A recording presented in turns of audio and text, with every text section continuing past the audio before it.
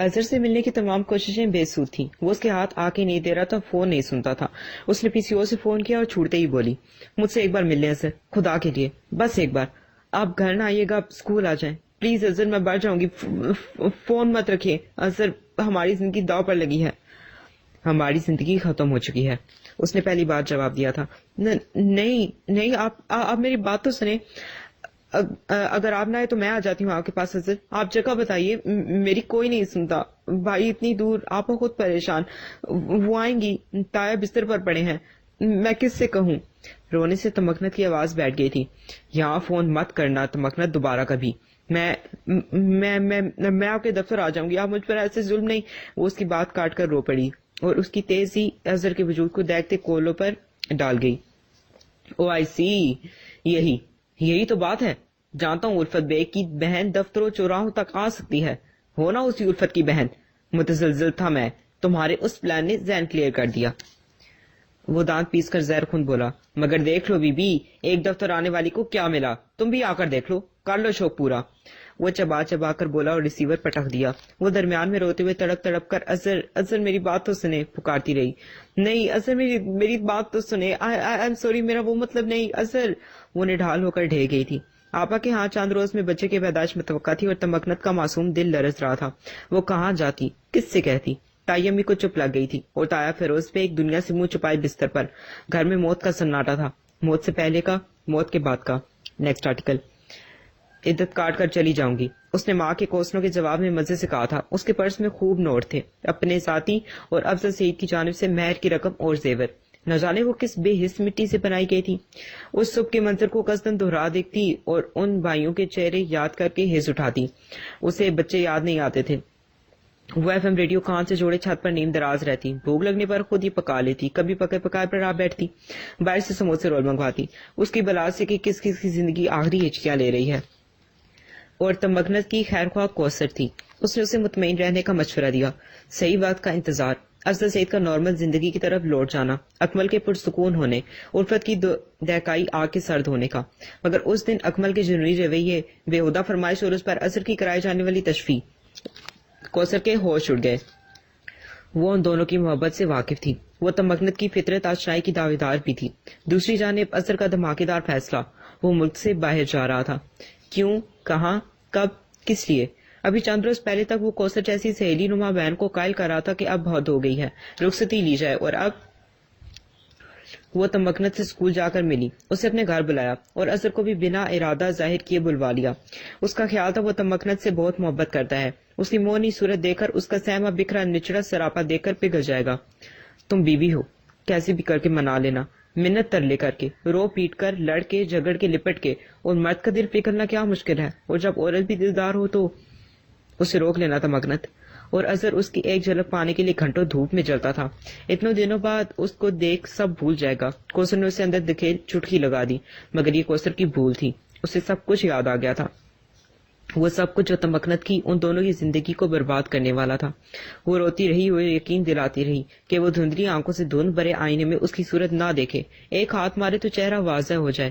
اس نے ہچکیوں کے درمیان بتایا کہ وہ اس جیسی نہیں ہے, وہ آخری سانس تک اس کا انتظار کرے گی. وہ بے یقین تھا اور اس کے دعوے کو استحزاز سے دیکھتا تھا. وہ بے بسی کی انتہا پر پہنچ کر اس کے قدموں سے لپٹ گئی.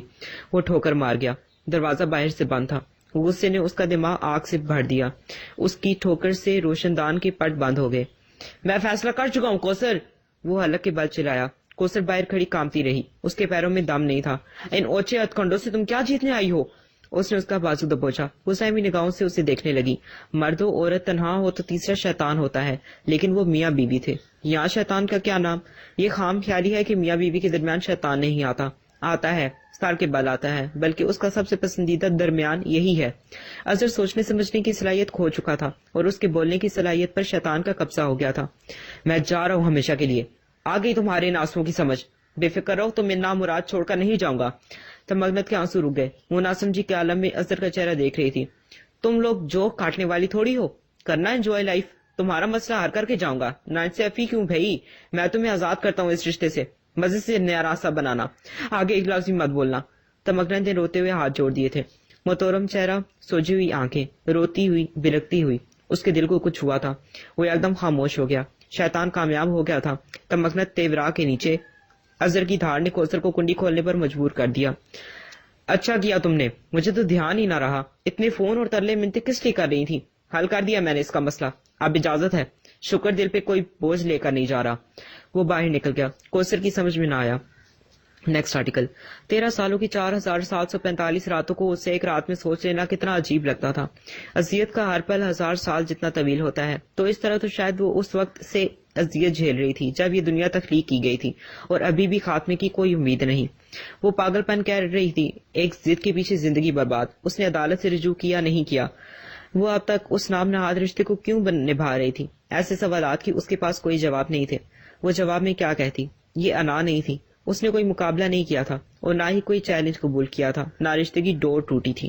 لوگ کہتے ہیں اس نے اس کے حلقوں پر ادھوری کھنڈی چھری پھیر کر کے اس کے کسی ہاتھ پیروں کو چھوڑ دیا تھا۔ وہ نہ زندہ تھی اور نہ مردہ، سر شانوں پر موجود تھا مگر ٹکتا نہیں تھا، کبھی دائیں گرتا کبھی بائیں۔ اور تکلیف بیان کرنے کے کیا الفاظ تھے، سوچ بھی اس کا اندازہ نہیں کر سکتی تھی۔ ساری دنیا کے قیافے غلط تھے، وہ دور دور کی کوڑیاں لاتے، احمق اتنی سی بات نہیں سمجھتے تھے۔ یہ جوگ نہیں روگ تھا، اور اسے محبت کہتے ہیں۔ وہ آپا کے پاس چلی گئی، وہ حیدرآباد کے بہترین اسکول میں ملازم ہو گئی۔ اس نے اپنا ماسٹرز مکمل کیا۔ زندگی بس صبح اور شام تھی، نہ کہیں آنا نہ جانا، نہ کوئی دوست نہ دشمن۔ وہ جانتی تھی وہ کہاں ہے، کس حال میں ہے۔ وہ کوثر کو فون کر کے سب سے خیریت کی تسلی لیا کرتی تھی۔ اس نے دوبارہ کبھی کراچی شہر کا رخ نہیں کیا۔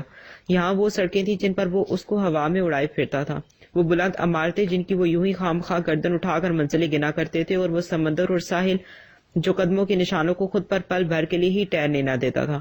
اس کی ہر لہر ثبوت مٹا دی جاتی۔ ہاں، قدموں سے لپٹی ریت چلنے والوں کے گھروں تک جاتی ہے، اور اس کی تو آنکھوں میں یہ ریت بھر گئی تھی۔ اس نے سب کی خبر رکھی تھی، خود کو بھول کر۔ افضل سعید کی خاموشی اور بے حسی یوں معلوم ہوتا تھا زندگی کی آخری سانس تک ساتھ جائے گی، مگر ایک روز وہ بہت نارمل انداز میں اٹھے اور یوں دفتر کی طرف روانہ ہوئے جیسے چھٹیاں گزار کر آ رہے ہوں۔ ان کی سیاہ کرولا اس روز کے بعد جب اس دن احاطے میں داخل ہوئی تو ایک لمحے کے لیے گویا سب کو سام سو گیا۔ چلتے ہاتھ اور اٹھتے قدم رک گئے، لوگ منہ کی بات بھول گئے تھے۔ کچھ نے اڑبونک پر قابو پاتے ہوئے سلام جھاڑا تھا، اور افضل سعید نے سر کی خفیف جنبش سے جواب دیا تھا۔ وہ اپنے ہمیشہ والے حلیے میں تھے، سفید کلف لگے کپڑے، سیاہ چمکیلے جوتے، گاڑی کی چابی اور موبائل۔ ان کا دراز قد نمایاں اور کندھے سیدھے تھے۔ اکمل انہیں دیکھ کر حیران رہ گیا۔ وہ گھر سے فون پر اسے ہدایات دینا شروع کر چکے تھے، لیکن اس طرح سے اچانک وہ بھائی کو دیکھ ہمت دیتے انداز سے مسکرائے تھے۔ کاروباری مرکز میں آنے اور جانے والے بچے کو اس صبح کا منظر ازبر تھا۔ یہ ایک علم تھا گویا جو سینہ بسینہ منتقل ہوا تھا، لیکن افضل سعید نے جیسے پلٹ کر نہ دیکھنے کی قسم کھا لی تھی۔ وہ مٹی کو ہاتھ لگا کر سونا کرنے کے فن میں ماہر ہو چکے تھے۔ ان کی زندگی کا مقصد تھا اسد سعید، احد سعید اور افضل سعید اور بہن بھانجی۔ زندگی میں عورت نام کی کوئی چیز نہیں تھی۔ ان کا عورت ذات سے اعتبار اٹھ گیا تھا، بہنوں سے ان کی تنہائی دیکھی نہ جاتی تھی، پھر گھر سنبھالنے کا بھی مسئلہ تھا۔ افضا بہت چھوٹی تھی، اس کی دیکھ بھال ملازموں پر نہیں چھوڑی جا سکتی تھی۔ بہنیں ان کا گھر بسانا چاہتی تھی، مگر ان کا ایک ہی انکار تھا۔ ایک عورت کی وجہ سے آپ سب کو برا نہیں کہہ سکتے، کوثر نے احتجاج کیا۔ میں سب کو برا نہیں کہہ رہا، میرے اس سے میں اچھی عورت ہوتی تو پہلی بار ہی میں مل جاتی، مگر اب مجھے کسی کا اعتبار نہیں۔ لیکن بچوں کی تربیت کا مسئلہ کھڑا تھا، انہیں سر جھکانا ہی پڑا۔ ان میں کمی بھی کیا تھی، اچھی سے اچھی لڑکی مل سکتی تھی۔ بڑی باجی نے بہت دیکھ بھال کر انتخاب کیا۔ فاطمہ پڑھی لکھی، سمجھدار اور سلجھی ہوئی لڑکی تھی، اچھے کھاتے پیتے گھرانے سے تعلق تھا۔ افضل سعید کو اب حسن کی چاہ نہیں تھی، لیکن گھونگھٹ اٹھا کر جب فاطمہ کو دیکھا تو ششدر سے ہو گئے تھے۔ وہ بہت خوبصورت تھی، اس کے حسن میں عجیب سی کشش اور تمکنت تھی۔ چہرے پر سنجیدگی اور متانت نے اس کی شخصیت میں ایک وقار سا پیدا کر دیا تھا۔ الفت کے ناز و انداز، لاابالی پن، ادائیں، اس میں سے کچھ بھی ایسا نہ تھا جو الفت کی یاد دلا تھا۔ افضل سعید کو یا گونا سکون کا احساس ہوا تھا۔ زندگی ایک دھڑلے پر روا ہو گئی تھی۔ افضا اپنی ماں کا ماضی اور باپ کا ہاتھ جانتی تھی۔ وہ بہت محتاط، خاموش اور سمجھدار بچی تھی۔ وہ اپنی عمر کی بچیوں کی نسبت زیادہ سنجیدہ تھی، کچھ ڈری سی، لیکن اس کے دل و دماغ میں راسخ تھا کہ اسے بہت اچھی بیٹی بننا ہے، بہت اچھی۔ افضل سعید کی زندگی کا مسئلہ احد سعید رہا تھا۔ سال بھر کی عمر ہی سے وہ ایک ضدی بچہ تھا، ہر دھرم، بدتمیز اور ماں کے جانے کے بعد وہ جیسے ہاتھ سے نکل جانے والا تھا، لیکن اکمل نے اسے اپنی سرپرستی میں لے لیا، اس کا ہر طرح خیال رکھا۔ 19 برس کی عمر میں لگنے والا جھٹکا ہے جیسے اکمل کو دنیا کی حقیقت دکھلا گیا۔ اس نے زندگی کو بہت قریب سے دیکھا اور سمجھا، اس کا جوشیلا مزاج نرم روی میں بدل گیا۔ وہ دوستوں کی مجلس کا شائق تھا، پھر کتابوں سے دل لگا لیا۔ اس کی سخت مزاجی اور پرغرور انداز نہ جانے کب عاجزی اور نرمی میں ڈھلا کہ وہ خود ناشنا رہا۔ اسد اور راحت، بڑی باجی اور دیگر اہل خاندان کی مشگافیوں کے باعث بہت کم عمری میں سب چیزوں سے باخبر ہو گئے۔ وہ بہت بڑے کاروبار کے مالک تھے، ان کی عزت تھی۔ افضل اور اکمل نے ان پر کڑی سے کڑی نگاہ رکھی تھی۔ وہ کالج جاتے تھے، اکمل کے ساتھ 5 ٹائم مسجد اور درس میں شرکت کرتے۔ ان کے موبائلز پر باپ اور چچا کا بہت پکا چیک تھا۔ وہ باپ کے کاروبار میں ایک ملازم کی طرح کام کرتے اور پھر بھی ملنے والی تنخواہ باپ کے پاس جمع رہتی۔ وہ کام سے کام رکھنے والے، وہ اپنے ہم عمروں سے کچھ الگ تھے مگر ٹھیک تھے۔ انہیں ایسا ہی ہونا چاہیے تھا، انہیں سنبھال لیا گیا تھا۔ Next article. سزا اور جزا انسانوں کے ہاتھ دی جاتی تو انسان کی اذیت پسند خود غرض طوطا چشم فطرت کبھی تھوڑے پر اکتفا نہ کرتی۔ وہ سزا سناتا ڈو مور کے نعرے کے ساتھ۔ ہم سب خدا کے پسندیدہ بننا چاہتے ہیں، گناہ کرتے ہیں اور کھسیانی ہنسی سے اس کے رحیم و کریم ہونے کا اعلان کرتے ہیں۔ اگر اختیار ملے تو سب سے پہلے رحم کے وصف کا گلا گھونٹتے ہیں۔ خدا کا کرم با اختیار بنا دے تو بندگی پر غرور کرنے کے بجائے خدائی کا دعویٰ کر بیٹھتے ہیں، اور خدائی کا دعوے دار فرعون کہلاتا ہے۔ اپنے لیے رحم و کرم طلب کرتے ہیں، اور اگر کبھی ہمیں موقع دیا جائے تو کوئی ہمارے سامنے ہاتھ جوڑے تو انسان کے اندر کے فرعون کی انا کو تابندگی ملتی ہے۔ ہم سزا سناتے ہیں، سنسار کرتے ہیں، آگ پر چلا کر سچائی کا ثبوت ڈھونڈتے ہیں۔ ہم سب اپنے وقت کے ڈھونگی ہیں، نارمل نظر آتے اب نارمل لوگ۔ ہم اچھے ہونے کا نقاب لگا کر تعریفیں بٹورتے ہیں، مگر گانٹھ کے پکے اپنے اندر کی کم ظرفی چھپا کر ہم دونوں ہاتھوں اعلیٰ ظرفی دکھاتے ہیں، اور جب اندر اور باہر کا ٹکراؤ ہو تو اظہر سے 13 سال بعد لوٹ آیا تھا۔ وہی شہر، وہی ہوا، وہی لوگ، ہاں وہی لوگ، پتھر دل، بے درد۔ افضل سعید نے اپنے بچے بہت محنت سے پالے تھے، ماضی کے کسی تانے کے بغیر۔ اکمل سعید کے چہرے پر پھیلی عاجزی اور نرمی اس کے احساس جرم کو بڑھاتی تھی۔ اسے اپنے کیے پر جی بھر کے افسوس ہوا۔ یہاں سب ماضی قبول حال میں جی رہے تھے، وہ سب اسے اچانک ایسے دیکھ کر حیران تھے۔ سب زندگی میں آگے بڑھ چکے تھے۔ ماضی کا ایک داغ آج بھی پیشانی پر چمک رہا تھا، مگر اس وقت کی درد، چبھن، تکلیف اب یاد بن چکی تھی۔ اس کے پاس الفاظ نہیں تھے کہ وہ اپنے پچھتاووں کو زبان دے سکتا۔ اپنی خود ساتھ جلاوطنی کاٹ کر بھائی لوٹ آیا تھا۔ بہنوں کی خوشی کا حال ہی کیا، وہ اسے چوم رہی تھی، نثار ہو رہی تھی۔ افضل سعید اور اکمل اپنے اندر ایک توانائی، ہمت، جوانی، خوشی بیدار ہوتے دیکھ رہے تھے۔ اس محفل میں کہکے تھے، لطیفے، باتیں، سب ایک دوسرے سے خوشی کے اظہار میں سبقت لے جانے کی دوڑ میں تھے، مگر کچھ چہرے جھیمپے جھیمپے حیران صاحب سے بھی تھے۔ اسد سعید، احد سعید اور افضل سعید۔ بڑی پھوپھی کی محبت میں کوئی شک نہیں تھا، مگر وہ اپنے اس بھائی کی یاد میں جب روتی تھی تو کچا چبا جانے کے ارادے سے ان تینوں کو گھورا کرتی تھی۔ اکمل کا دھاڑتا چنگھاڑتا رویہ بچے بچے کو منہ زبانی یاد تھا، اور بند کمرے میں اثر نے تمکنت کے ساتھ کیسا غیر اخلاقی، غیر انسانی سلوک کیا تھا اس نے خود آ کر کہا، اور کوثر نے بتایا تھا کیسے تمکنت ہاری، لوٹی، برباد واپس پلٹی تھی۔ اس کا دوپٹہ جو سر پر ٹکا تھا گھر سے نکلتے سمے سرک کر کندھے پر گر گیا۔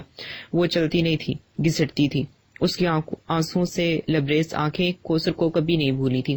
اتنے ظالم بے حس سے چاچو آج ان کے ساتھ کیا سلوک کرنے والے تھے، وہ نہ جانے کیسے کونوں میں چھپے محفل میں موجود تھے، مگر یہ سب کے لیے حیران کن منظر تھا۔ وہ ان تینوں کو ایک ساتھ اپنے بازوؤں میں لیے ان کے سر اور پیشانی کے بے آواز بوسے لیتے روتے پائے گئے تھے۔ Next article. اظہر نے اپنے واپس آنے کا مقصد دہرایا تو جیسے طوفان آ گیا۔ یہاں سب بول رہے تھے اپنی اپنی بولیاں، مگر میں نہیں ایک ہی تھا۔ حیرانگی، غصہ، اچنبھا، بے یقینی۔ اظہر ایسا کیسے کہہ سکتا ہے، وہ تو اسے فارغ کر گیا تھا۔ اس نے کمرے سے باہر نکل کر کوثر سے کہا تھا۔ اس نے تمکنت بی بی کا مسئلہ حل کر دیا طلاق دے کر، فارغ کر کے۔ کوثر کرنٹ کھا کر تمکنت کی جانب مڑی تو وہ زمین پر بکھری لوٹی سی بیٹھی تھی۔ اس کے آنسو اور شکوہ کناں بے بس نگاہیں اظہر کے بیان کی تصدیق کر رہی تھی۔ کیسے تمکنت ہاری و برباد واپس پلٹی تھی۔ اس کا دوپٹہ جو سر پر ٹکا تھا گھر سے نکلتے سمے سرک کر کندھے پر گر گیا تھا۔ وہ چلتے نہیں، گھسٹتی تھی۔ اس کے آنسوں سے لبریز آنکھیں کوثر کو کبھی نہیں بھولی تھی۔ اور اظہر کہتا ہے وہ اسے لینے چاہ رہا ہے، اسے بنانے۔ اب اتنا سب ہونے کے بعد وہ پاگل دیوانہ تو نہیں ہو گیا؟ یہ تو مذہبی معاملہ ہو گیا نا۔ طلاق دی ہوئی عورت کو دوبارہ کیسے؟ اکمل ہتے سے اکھڑ گیا۔ یہی کرنا تھا تو ڈرامہ کیوں کیا؟ اس کی حلیمی بس نام کی تھی۔ بڑی بازیاں الجھ کر ناپسندیدگی سے بھائیوں کو سن رہی تھی۔ اب باسی کڑی میں ابال دینے کا فائدہ؟ اور کوثر لرز رہی تھی۔ سال میں ایک بار وہ فون سنا کرتی تھی اس کا، وہ پی سی او سے فون کرتی تھی اور حال احوال دیتی تھی۔ اس نے بتایا تھا کہ وہ شادی کر چکی ہے، تو کیا اس نے نکاح پر نکاح کر لیا؟ اور اگر اظہر ٹھیک کہہ رہا ہے تو اب کیا ہوگا؟ کون سا طوفان آنے والا ہے؟ तमकनत ने अपना पता कभी ना दिया। वो बहुत खनकते लहजे में मोहब्बत से सबको पूछ कर फोन रख देती थी। मुझे किसी के सहारे की जरूरत नहीं। मैंने कब कहा कि मैं बारात चढ़ाऊंगा, घोड़ी पर बैठूंगा? मैं तो बस उसे लेकर आऊंगा। नहीं रहूंगा मैं यहाँ, अपने साथ ले जाऊंगा। इतने साल गुजर गए भाईजान। बाजी, पल्लू के नीचे से कितना पानी गुजर गया। अब मोहब्बत लगाओ नहीं है, एक बोझ है जो उतारना है बस। वो मर्द था, रो नहीं रहा था, मगर रोना और किसे कहते हैं। उन पुलों के नीचे पानी नहीं था जो गुजर जाता, ये गलीज बदबूदार कीचड़ था जो आज भी वहीं की वहीं जमी है, और तुम फिर उसी गुजरगांव को अपनाना चाहते हो। अकमल चमक कर बोला था। वो अपना सर फोड़ देना चाहता था, या फिर उसका कसूर क्या था? वो बीचों बीच खड़ा बोल रहा था। उसकी आवाज फट सी गई। हम ताक रातों में अज़ान के वक्त सूरज ग्रहण देखकर फौरन सर वजूद हो जाते हैं, रो रो कर गिड़गिड़ा कर अपने करदे ना करदे शौरी ला शौरी जाने ना जाने जुराइम और गुनाहों से तौबा करते हैं, रहम मांगते हैं, और अगर कभी माफ करने का इख्तियार हमें दिया जाए तो हम सिर्फ फिरौना चाहते हैं। कठोर, बेहिस, जालिम, भयानक चेहरों वाले, तंग दिल खुदा। जब हम इंसान होकर इंसान का जुर्म माफ नहीं कर सकते तो फिर कोई हक नहीं कि हम धाड़ियां सजाकर, टोपियां पहनकर खुद को अल्लाह का मानने वाला बताएं, दिखाएं और जबरन जताएं। उसकी आवाज फिर लड़खड़ा गई और वो फूट फूट कर रो दिया। इतना ऊंचा लंबा मर्द। मैं अपने लिए नहीं रो रहा, मैं उसके लिए नहीं रो रहा। अल्लाह की कसम, मैं तो अल्लाह से डर रहा हूँ। अपने लिए किस मुंह से कब कब माफी मांगूंगा, क्योंकि जब अल्लाह ने एक इख्तियार मुझे दिया तो मैंने कैसे अंधाधुंध नाजायज फायदा उठाया। तुम्हें याद है कौसर? वो बेचैनी से कौसर की जाने बढ़ा। उसकी चादर शानों से सिरक रही थी और उसके पैर जूतों से बाहर थे, एड़ियां जमीन पर घिसटती थी। और मुझ जैसा कोई मीना शख्स, मैंने तो वादा किया था तमाम उम्र उसके सर को ढांप कर रखने का। आपने अपना फैसला सही किया होगा। आपने जुर्म पकड़ लिया था, मैंने किस बात की सजा दी? वो अफजल सही से मुखातिब हुआ। 13 साल का जोक काटा, उस पर एहसान नहीं, कोई इस काबिल ही न लगी। मैंने उसे क्या अपनाने जाना है, वो मुझे अपनाएगी क्या? वो तो सुरखरू रही। हमारे मुंह पर दूसरी बार भी काला की एक औरत ही ने मरी। पहली ने बेवफाई बेइज्जती से और दूसरी ने वफा से इज्जत को संभाल के रखकर। मुझे यहाँ नहीं रहना। मैं उसे अपने साथ ले जाऊंगा और आप उसे माफ ना करने का कह रहे हैं। मेरा तो दिल दरस रहा है। वो मुझे माफ करेगी और उसने ना किया तो अल्लाह कभी मुझे माफ नहीं करेगा। Next article. असर और मगरिब का ये दरमियानी वक्त अफ्तारी की तैयारी के बायस चुटकी बजाते कैसे गुजर जाता था पता नहीं चलता। ऊपर से आज सुबह ही से काले काले बादल ठंडी हवा के साथ सारे हैदराबाद शहर पर तन गए थे। उन बादलों को बरसने में न जाने क्या झिझक माने थी। तमकनत मेन गेट तक जाती अंदरूनी पतली राहदारी में कुर्सी डालकर कुरान पाक की तिलावत कर रही थी। वो अफ्तारी में मदद देने के बाद मगरिब की अजान से 20 मिनट पहले एक पारा पड़ती थी। लाइट जाने के बाद अंधेरा था। गर्मी ज्यादा महसूस हुई तो अंदर आ गई। राहदारी की छत नहीं थी। हिफाजत के ख्याल से स्याह लोहे की जाली लगी थी। हल्की कनमन ने उसके दुपट्टे और चंद लटों को नमी दे दी थी। वो कुर्सी पर पैर ऊपर किए फुहार से सफे को बुझाने के लिए झुकी हुई सी थी। हिना और हेरा पकौड़ों और चाट से नबरदस्त वहां थी, जबकि सामने आपा बड़े पतीले में लाल सुर्ख शरबत में चीनी घोल रही थी। कल बहुत तेज मीठा हो गया था अम्मी, हिरा ने कहा, और परसों बहुत फीका। हिना ने लुकमा दिया। तो कौन सी क़यामत आ गई थी? आपा भुना गई। तेज हो गया तो पानी डाल लेना और कम हुआ तो चीनी बढ़ा लेंगे। ऐसा कौन सा नाकाबिले तस्दीक काम हो गया था? काश जिंदगी की तलखी को, कमी बेशी को ऐसी आसानी से बढ़ाया और घटाया जा सकता। फुहार धार में बदल रही थी। उसने उंगली फंसाकर कुरान पाक बंद कर लिया। वो चेहरा ऊपर उठाकर बेपनाह लुत्फ उठा रही थी। मिट्टी की सूंधी महक ने होठों पर मुस्कुराहट दौड़ा दी थी। ठक ठक उसकी मुस्कुराहट का दम टूट गया। आपा ये घर पोश इलाके में था, मगर कॉलोनी की बाउंड्री वाल के पीछे छोटे मोटे मजदूर पेशा लोग टूटे फूटे मकानों में रहते थे। भूसी टुकड़े वाले, आवाज लगाकर अमरूद और फाल से बेचने वाले, लिफाफे बनाने वाले। आपा ने उनमें से कई को बर्फ देने का कह रखा था। वो ढेरों बर्तन जमा लेती। असर के बाद से दरवाजे पर लगातार दस्तक होती थी। आपा असर के बाद खुद ही थैलियां बनाकर रख लेती और दिया करती। उसने पैर नीचे लटकाकर सोफटी फंसाई, तभी सदा बुलंद हुई। अल्लाह के नाम पर बाबा, अल्लाह भला करेगा। दरवाजे पर शायद फकीर था। उसने प्लास्टिक के डोंगे से जो सिक्कों से भरा था 2 सिक्के उठा लिए। आपा ने रोज सदाएं लगाने वाले फकीरों के लिए सिक्के मंगवाकर गमलों के पास रख दिए थे। उसने जरा सा पटवा करके उंगली में दबे 2 सिक्के आगे बढ़ा दिए। अल्लाह तुझे सुखी रखे, दिली मुराद पूरी करे। दे दे सखी, दे दे। वो ठटकी। उसने दरवाजे का पट मजीद खोला। कीमती गाड़ी से उतरती औरत अपने पर्स पर झुकी हुई थी। बाहर 2 ही फकीर थे। तमकनत ने चौंक कर 2 सीढ़ी नीचे खड़े ब्लू जीन्स और बस्कटी जैकेट वाले फकीर को देखा। उसके सामने पीले हाथ में 2 सिक्के थे। वो 2 सीढ़ी नीचे खड़ा था। उसे तमकनत का चेहरा देखने के लिए ऊपर निगाहें करना पड़ी। माफ करो बाबा। दिमाग में तैयार फिक्रा टूट टूट कर हवा में बिखरा। گھڑی کی سوئی نے اس بار جب اپنا چکر پورا کیا تو چھوٹی سوئی بڑی سوئی کے اوپر تھی. سیکنڈ، منٹ، گھنٹوں کا حساب اب کی بار اس کی جنبش سے معلوم ہوتا تھا. دنیا ہونی کا نام ہے اور آخرت انہونی. وہاں ہمارے ساتھ کیا کچھ ہو سکتا ہے اس کا خیال ابز ہے، اور آخرت ہزاروں سال کے بعد نہیں آئے گی. کبھی کبھار آخرت 13 سال بعد بھی آ جاتی ہے. ترازو میں تولتے تو دنوں کا رشتہ برابری کا تھا. شک، نفرت اور گمان و اندیشے نے ایک بار اظہر سعید کو اوپر کر دیا تھا. تمکنت جلال بیگ دھاڑ سے نیچے زمین بوس. وفا، یقین، محبت، انتظار. اس بار وہ اونچی تھی، بلند، اتنی کہ اسے دیکھنے کے لیے ایڑیاں اٹھانی پڑتی تھی. وہ دسترس سے دور ہو چکی تھی. اظہر سعید کے لیے نگاہیں اٹھانے کا نہیں، جھکانے کا وقت تھا. اس کا دایاں پیر سیڑھی پر اٹھا. اس نے اپنی مٹھی بند کر لی اور تمکنت نے آنکھیں. وہ خود پر اختیار کھو رہی تھی. ہوا نے دونوں پٹ وا کر دیے. آپا نے حیرت سے گاڑی کو، عورت کو اور مرد کو دیکھا. چمچ پر ہاتھ لرزا تو سرخ پانی چھلک گیا. وہ دل پر ہاتھ رکھ کے اپنی بے یقینی کو یقین میں بدلتا دیکھ رہی تھی. خدا کی قسم، خدا کی قسم تمکنت، تم اسے کبھی معاف نہ کرنا، کبھی نہیں، تا قیامت، مگر اس کے ساتھ چلی جانا. فیصلے کا اختیار تمہارا ہے اور درخواست ہماری. کوثر تیزی سے راستہ بناتی تمکنت کے برابر آ کھڑی ہوئی تھی. اس نے اس کے دونوں ہاتھوں پر اپنے ہاتھ رکھ دیے. زندگی بھر اس کے ساتھ رہنا، ہنسنا، بولنا، رونا، خوشیاں دیکھنا، غم جھیلنا، مگر اسے معاف نہ کرنا. اب کی بات اختیار تمہارا ہے تمکنت اظہر سعید.